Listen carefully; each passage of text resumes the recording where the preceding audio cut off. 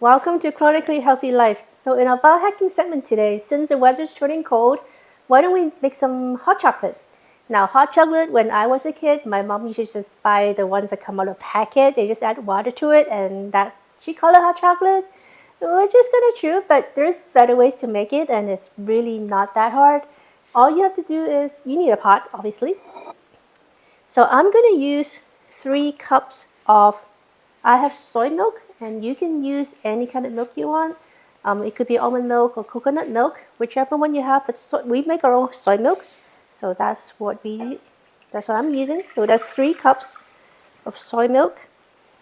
And to make it creamier, I am adding 1 cup of heavy cream. If you are lactose intolerant, you can buy coconut cream, and it works about the same. Of course, it tastes a little different. Now, to make it keto, what I have here is unsweetened cocoa powder. So that is about a 1/4 cup. And put them into the pot.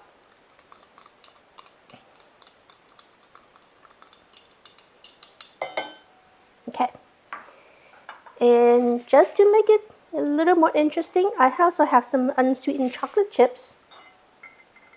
And I'm going to put them in. And that's about a 1/4 cup or so. And I have about a tablespoon of monk fruit sugar, which is 0 glycemic. So that would not spike your blood sugar. And I have some warming spices. I have some cardamom, which is probably about like a pinch, maybe like 1/8 of a teaspoon. So add all that in, and I have about a 1/4 teaspoon of Ceylon cinnamon. Organic, it's warming, and it's really good, high antioxidants. And I have about a 1/4 teaspoon of vanilla extract. And the last thing I have is like a pinch of salt, so maybe like a 1/8 teaspoon of salt. So all you have to do is put them all in a pot, bring them to a boil. It takes about, depending what kind of chocolate you use, take maybe like 20 to 15 minutes to make it, to simmer it on low. Make sure it doesn't boil over, because you have now that you have milk and everything, it's going to boil over really easily. But so put it on a low setting and let it boil for about 10-15 minutes until the chocolate is melted. And I'm going to go do that, and I'm going to come back and show you what it looks like after. Alright, so I'm back. So make sure when you're warming the hot chocolate, and you just whisk it, stir it occasionally, just keep it well stirred. And that's all it takes, and that's as simple as that to make your own hot chocolate. So